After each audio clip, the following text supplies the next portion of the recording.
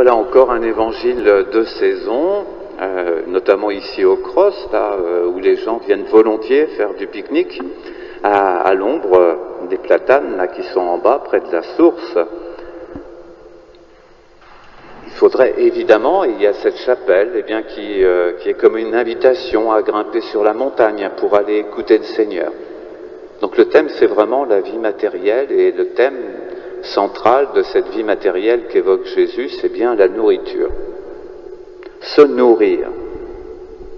Il y a, si on prend, notre nature humaine est un composé d'âme et de corps.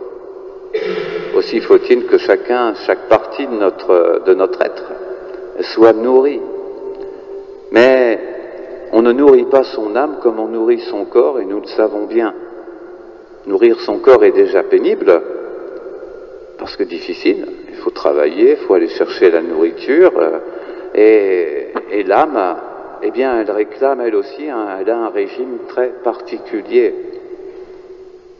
Il y a, à la suite de ce texte, dans la discussion de Jésus, et Saint Jean le prolonge ainsi, toute une discussion sur la manne, et à partir de la manne, cette révélation de Jésus comme le pain vivant descendu du ciel. Et c'est vraiment cela. La manne, c'était une nourriture matérielle, mais produite miraculeusement.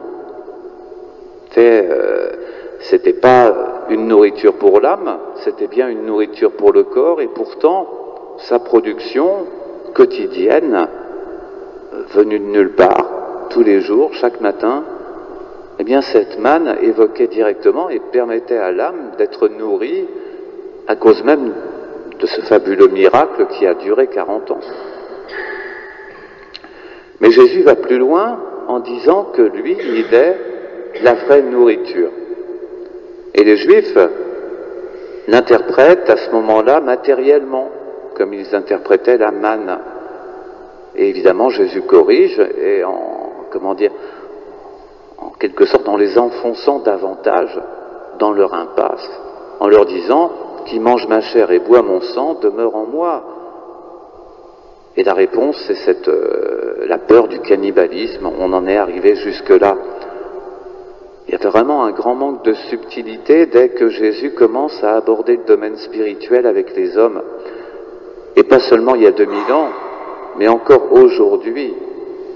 Si on ne parle pas aux hommes qui ne connaissent pas encore Dieu des réalités matérielles, ils n'entendent rien. Et si on leur parle d'une manière trop imagée, trop anthropomorphique, des réalités spirituelles, ils les confondent avec les matériels. Parce que, l'âme n'est pas nourrie, l'âme ne part pas en recherche de sa nourriture comme les Hébreux partaient à l'époque de Moïse à la recherche de la manne pour la collecter, chaque matin. Pour le corps, et Jésus nourrit les corps sur la montagne, c'est bien du pain matériel qu'il leur donne à manger. D'ailleurs, il leur fera ce reproche juste après: vous me suivez, non pas parce que vous voulez faire la volonté de mon Père, non pas parce que vous voulez connaître le monde spirituel, mais parce que je vous ai donné du pain à satiété. Donc c'est bien ce pain matériel que les gens désirent, c'est toujours ce même mythe du paradis terrestre, mais qui est contraire à la volonté de Dieu. Quand on veut nourrir son corps, la faim est un véritable moteur qui nous pousse. Et ça nous pousse à rechercher la nourriture. Alors on va faire les courses, on prépare la cuisine pour enfin pouvoir se mettre à table. Et si c'est quelqu'un d'autre qui prépare la cuisine, le conjoint ou bien le restaurateur, si on va au restaurant, quand on a faim, il faut bien faire quelque chose. Alors on voit les gens qui tournent en rond. Ils s'impatientent, ils ne savent plus quoi faire, s'ils n'ont rien à faire sous la main, justement, alors ils tournent en rond. Il faut bien... la faim appelle cette espèce de repos des facultés.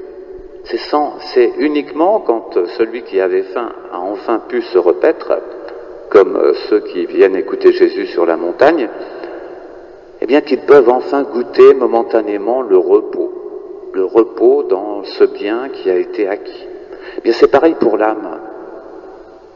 C'est l'image, vous voyez, cette image de l'appétit, c'est celle que prenaient les théologiens médiévaux pour parler de ce qui meut l'âme, ce qui la met en mouvement. Elle a un appétit, l'âme aussi, comme le corps. Mais ce qu'elle désire, ce ne sont pas les biens corporels. Ce qu'elle désire, c'est ce qui est inhérent à la parole de Dieu.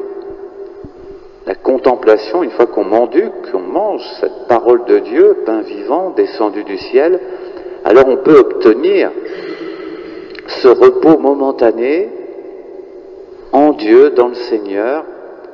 Alors, de toutes les manières, ça peut être une contemplation intellectuelle, ça peut être au contraire notre cœur qui est embrasé, qui est illuminé, peu importe. On peut ne rien ressentir d'une façon spéciale, mais être dans la paix. Être en présence de Dieu, voilà tout ce que désire notre âme. Et Dieu nous donne, au temps de cette existence terrestre, symbolisée par les 40 ans d'itinérance des Hébreux au désert, il nous donne cette manne pour notre âme quotidiennement. 5 pains d'orge et 2 poissons multipliés par le Seigneur. Les 5 pains d'orge, ça évoque le Pentateuque, la Bible, la parole de Dieu. C'est la première chose qui nourrit notre intelligence. Les 2 poissons, c'est les 2 commandements de l'amour. Aimer Dieu plus que soi-même et le prochain comme soi-même. Et nous avons besoin de ces 2 aspects-là dans la vie. Voilà la nourriture que le Seigneur nous propose dans cette existence. Et s'il demande à Philippe d'être attentif et de lui dire où est-ce que je vais trouver assez de nourriture pour nourrir toute cette foule, c'est pour que Philippe réfléchisse sur les moyens de la foi, pour que chacun d'entre nous y réfléchisse, puisse se mettre en route et puisse subsister le temps de cette vie terrestre. Car la vie terrestre, comme un torrent, elle semble longue a priori, mais elle est très rapide en réalité, et bien vite nous nous retrouverons tous au pied du trône divin. C'est une belle perspective parce que là nous trouverons notre véritable nourriture en tant que croyants. Alors les caricatures du paradis, les caricatures de la béatitude, ce sont toutes ces projections de la vie humaine dans l'au-delà. Pensez à la vision coranique du paradis. Manger continuellement, aller au marché pour aller parler, pour communiquer avec les autres, bien rire, ce qu'on appellerait nous autres l'apéritif. Le sexe, les 70 vierges toujours disponibles. Voilà, et Dieu c'est juste le portier, c'est celui qui ouvre la porte, le juge. Et puis après, une fois qu'il a ouvert la porte, chacun n'a plus besoin de lui en quelque sorte. Sauf pour, évidemment, c'est quand même le directeur du club Méditerranée Céleste. Donc c'est à lui de tout organiser pour que le paradis soit éternellement aussi agréable. Mais ça, c'est une caricature de la béatitude. Et on ne nourrit pas son âme avec ce type de caricature. C'est pourquoi le Seigneur attire l'attention de Philippe. Où aller chercher la véritable nourriture de la foi. Pas dans les mythes. Il faut, au-delà des religions, même si on est né dans une religion, il y a toujours un moment où il faut affronter la vérité, rechercher la vérité, mettre à l'épreuve la foi dont nous avons hérité. Sinon, cette foi ne devient jamais mûre. C'est la responsabilité de chacun d'entre nous de faire grandir notre foi en nourrissant notre âme et pas seulement notre corps. Alors, la faisons comme Philippe, comme les disciples, comme la foule.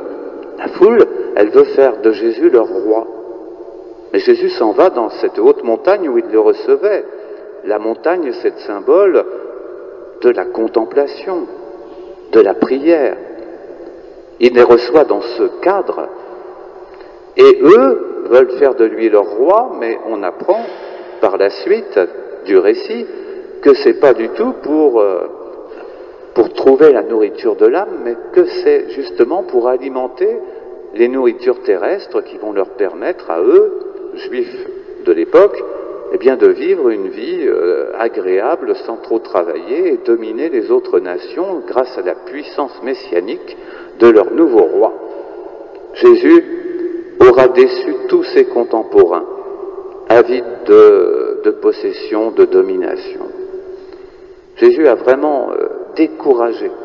Et c'est à ce moment-là, d'ailleurs, un peu plus tard, mais dans le sillage de ce miracle et de la polémique qui surgit, que les disciples, un grand nombre de disciples s'écartent de Jésus. Jésus, lui, ne veut pas qu'on tombe dans l'impasse d'une vie strictement terrestre. C'est bien la terre, mais il nous pousse toujours au-delà, comme cette itinérance au désert. 40 ans, c'est vrai, c'est long, mais en même temps, il y a un terme. Et ce terme, c'est cette mystérieuse terre promise, ce beau royaume dont nous entendons parler par l'Écriture, que nous ne connaissons pas encore, le royaume de Dieu.